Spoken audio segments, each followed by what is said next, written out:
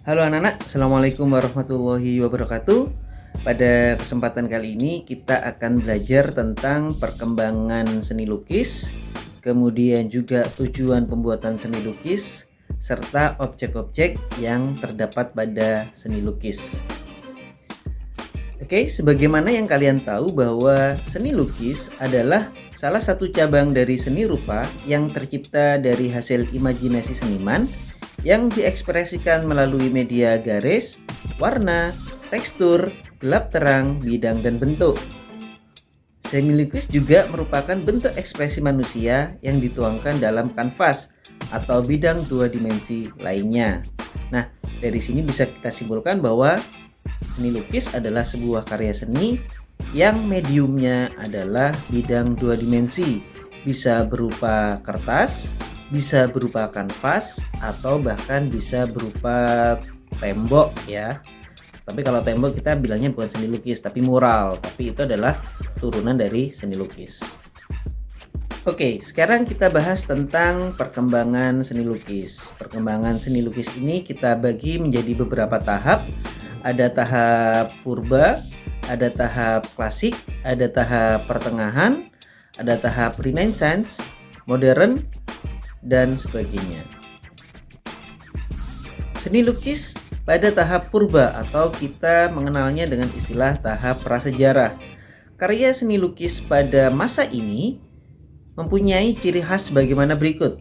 Yang pertama adalah seni lukis merupakan citra atau representasi dari kejadian penting dalam kehidupan. Menggunakan bahan sederhana seperti arang, kapur, dan lain sebagainya dengan medium tembok gua. Kemudian teknik yang terkenal adalah menempelkan tangan, kemudian disembur dengan kunyahan dedaunan atau badung mineral berwarna. Objek yang sering muncul adalah manusia, alam, dan hewan. Mayoritas dalam bentuk citra atau berdasarkan pemahaman perupa terhadap objek.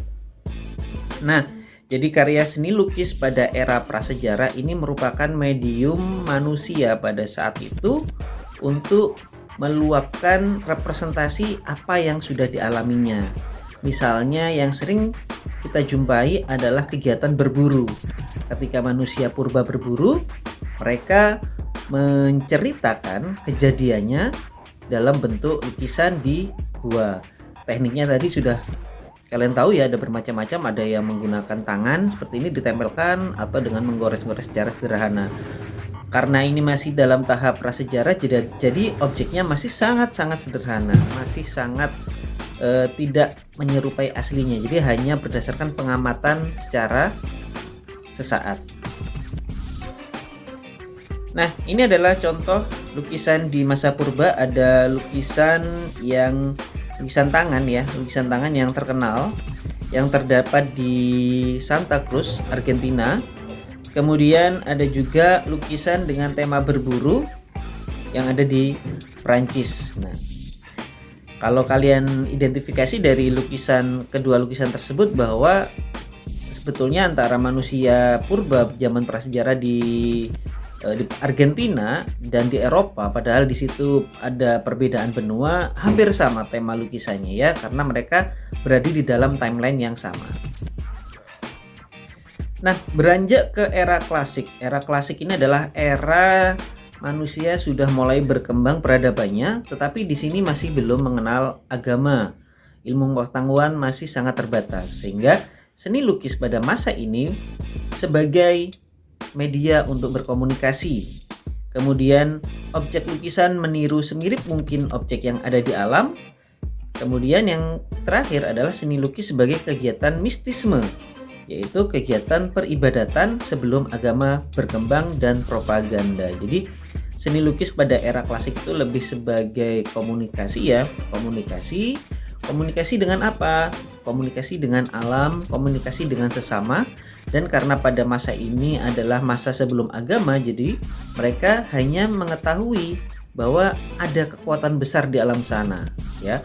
Itu jadi temanya lebih banyak tema-tema yang kontemplasi. Sedangkan untuk tekniknya karena semakin berkembang mereka meniru yang ada di alam. Apabila ketika masa prasejarah mereka secara teknik pasti masih keterbatasan alat ya, alat dan teknik dan pengetahuan juga. Nah, di era klasik ini, era klasik di mana mereka juga semakin berkembang kebudayaan, mereka meniru, oh pohon itu bentuknya seperti ini, manusia seperti ini. Nah, itu sudah mulai berkembang di era klasik.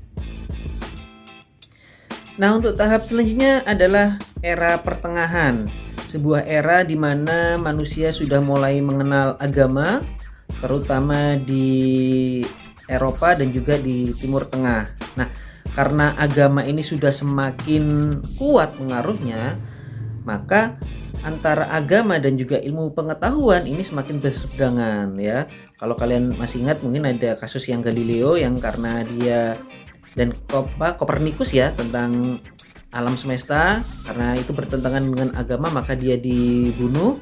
Nah, begitu juga dengan karya seni. Di karya seni, karena agama itu tidak membolehkan manusia itu melukis objek yang sama dengan keadaan aslinya. Jadi misalnya kita melukis manusia ya, nah itu tidak boleh ya, tidak boleh kita melukis tumbuhan, itu tidak boleh karena bertentangan dengan ajaran agama.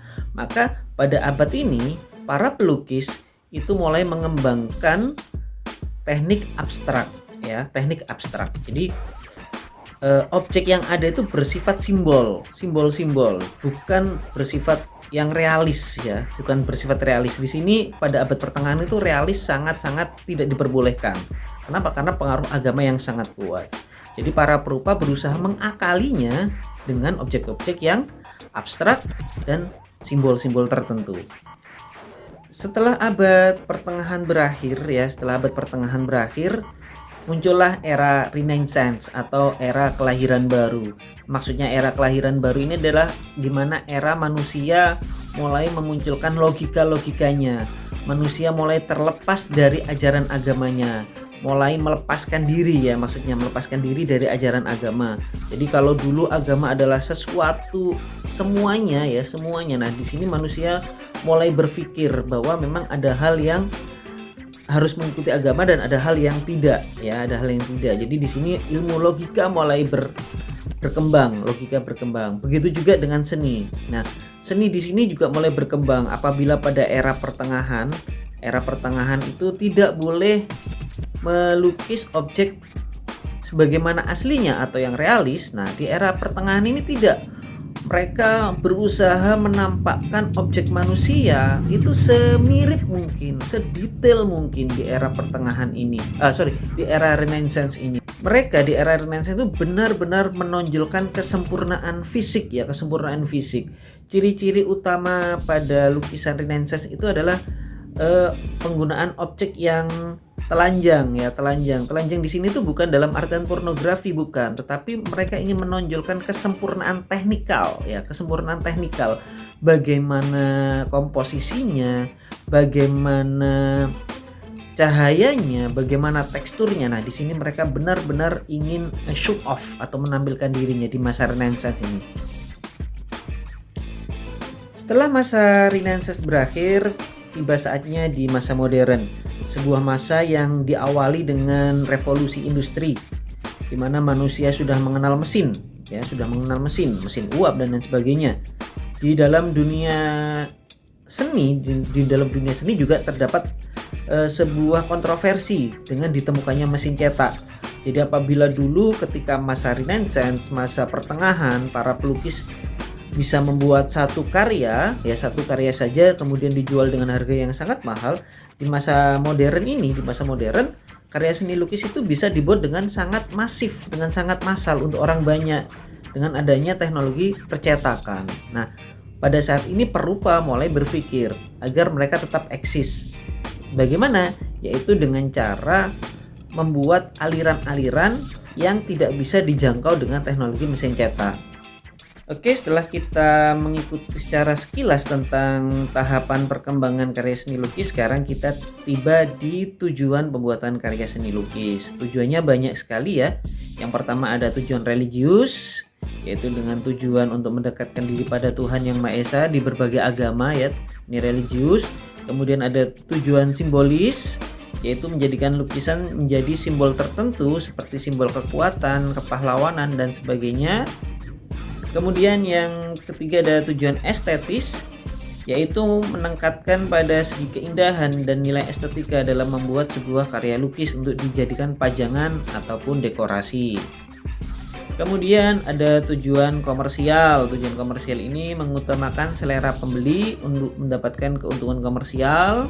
Kemudian yang kelima ada tujuan ekspresi, di mana pelukis bisa menunjukkan ekspresi dan emosinya dalam karyanya. Kemudian yang terakhir adalah kritik sosial, yakni untuk menunjukkan kritik dan ketidakpuasan terhadap pemerintah ataupun penguasa setempat.